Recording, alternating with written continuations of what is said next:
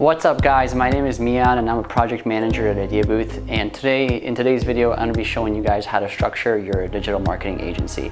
Now the video for today is really focused on any marketing agencies that are trying to still be in the startup phase. This isn't for your marketing agencies that have 100, 200,000 people. These are your more startups where you have somewhere between 4 and 10 employees. So that's what the focus is for today. So I know people are going to leave in the comments, so there's different ways you can structure your agency, but this is the way that I've seen it done over the course of the last 7 years that I've been in the agency world. So here we go. The very first person you're going to have in your agency is obviously the founder or the CEO or the managing partner. So we'll write up that person first. So you have up here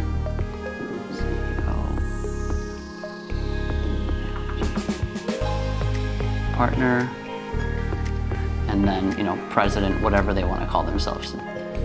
They are the ones who have the idea, they bring the funds usually, and they're the ones who are the guides for the overall agency. So the president or the CEO, whoever it is, they're going to be the one with kind of the vision of what the services are that they want to offer, how they want to offer them, what's going to be unique to this agency, what the name is, who they want to hire. They're really going to be the founding person. Now, the second person that you're going to want to hire, in my opinion, is a project manager, and I'll tell you just why in a sec.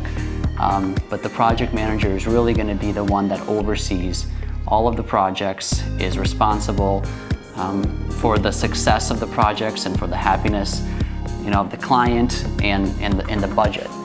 The reason I say a project manager is because usually a project manager has a skill set that an account manager has, so they can do both those skill sets, but at the same time they're required to know how to speak to different players on your team. So different team members that we're going to get into in just a sec. Project manager has to know how to speak to everybody. So a project manager is always going to have 3 main goals as far as what their objectives are at a high level. So what those are 1, to make sure projects are done on time. Why is this important? It's important because deadlines are everything in agencies. Clients want things done on time. In order for things to be done on time for the clients, they have to be done and meet internal deadlines. So getting something done on time is really important.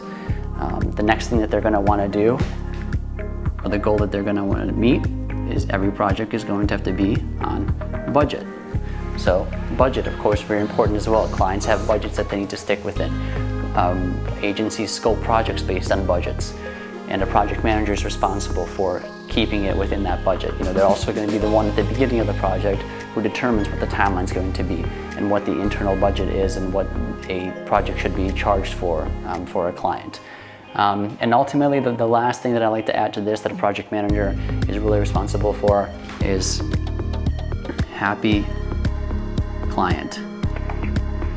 And usually if you have the first 2, you have the third one. So projects are on time, projects are on budget, and then you'll have a happy client. So the project manager is really the central source for that, and as we go through the rest of the video, you'll see why the project manager is continuously important.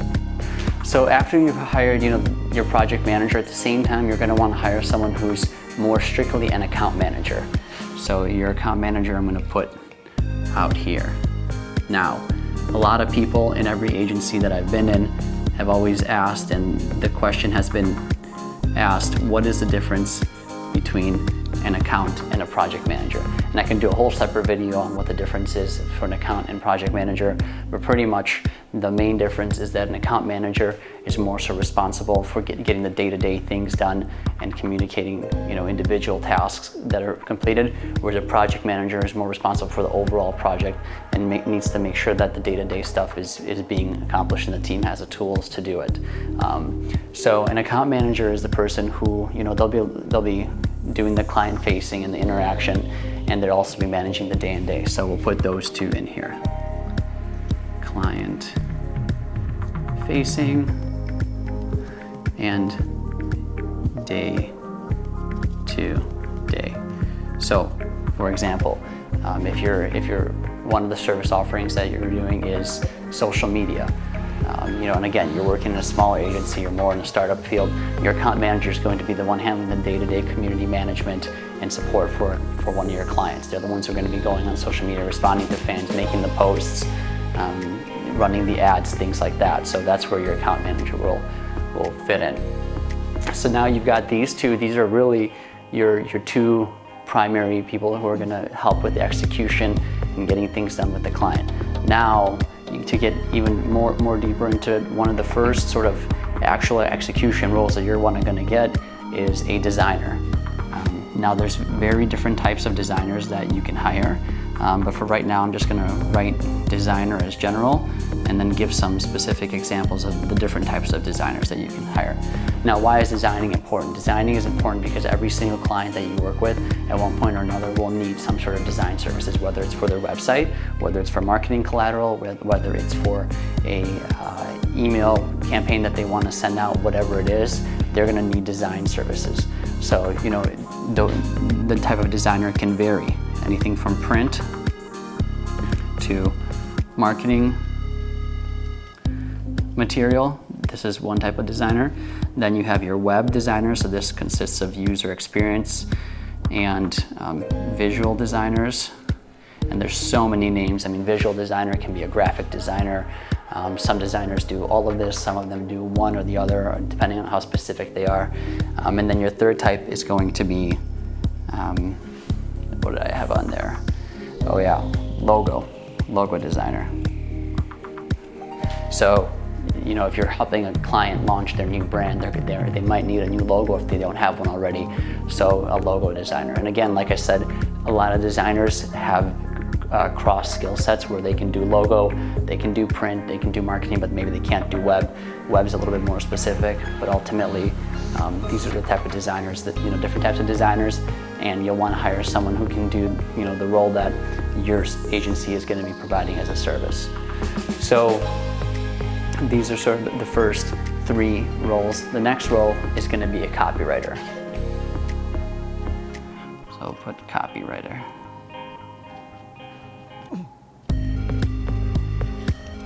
Similarly, as the same way that every client is going to need design, every client is going to need copy at some point. Again, if you're launching a brand, copywriter can help with the naming. They can help with the story of the brand, how to position it. You know, you need to put in language about your brand everywhere, whether it's from your social media channels in the about sections, to your website, to your marketing materials, to your email campaigns that are going out. There's going to need to be copy, and a copywriter is going to come in handy to do all of that for you and for your brand. They're going to understand who you are, what type of message you want to relay to your customers across the different channels, and that's what they're going to be able to help with. So, you know, they're also going to be able to create the social content on a daily basis that you need to be putting out. Like I said, website, email, and then any other print or marketing. If you're doing radio, they'll help put together the copy that you're doing for radio. If you're doing a video commercial, they'll put together the copy for what's going to be said in the video commercial. So now you've kind of got, you know, you're starting to see an agency come together, where you've got, you know, client facing up here, you have your internal workers who are going to get stuff done and create actual deliverables down here. And then one other one that I think is a big one, again, depending on if your agency is going to do this or not, is a developer, a website developer. So we'll put developer up here.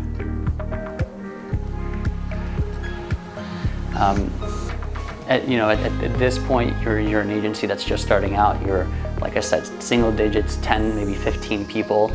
One website developer will be super helpful for any clients who are specifically need help with their website, whether it's launching a new website or whether it's maintaining their current one.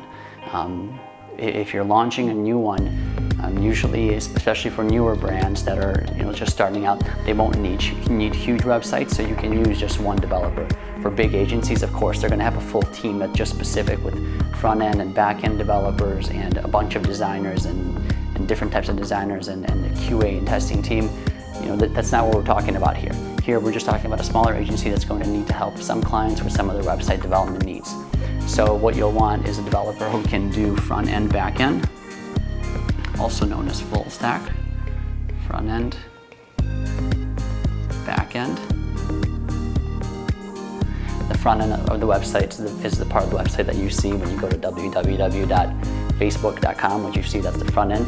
The back end is all the code and everything and the infrastructure behind it. So for those of you that aren't super familiar with website development, that's the difference between front end and back end. And like I mentioned, if you're at a really big development firm, you're also going to have a QA team, so quality assurance team, to test the website.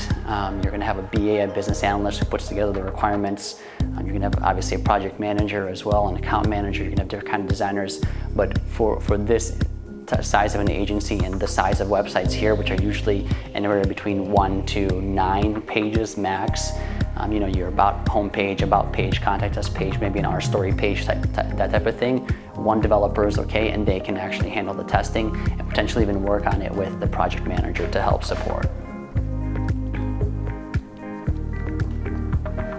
And then all of these, kind of interact with each other, where the designer will design the website and the copywriter will write for it, or developer can even help with actually taking the designs for an email marketing campaign and coding it into an email. So they all kind of work hand in hand across the different roles. So now, as you see, you've got yourself a sort of, you're starting to see an agency come together. And again, the project manager is always a central source, because they talk to the account manager and the designer and explain what needs to be delivered to the client.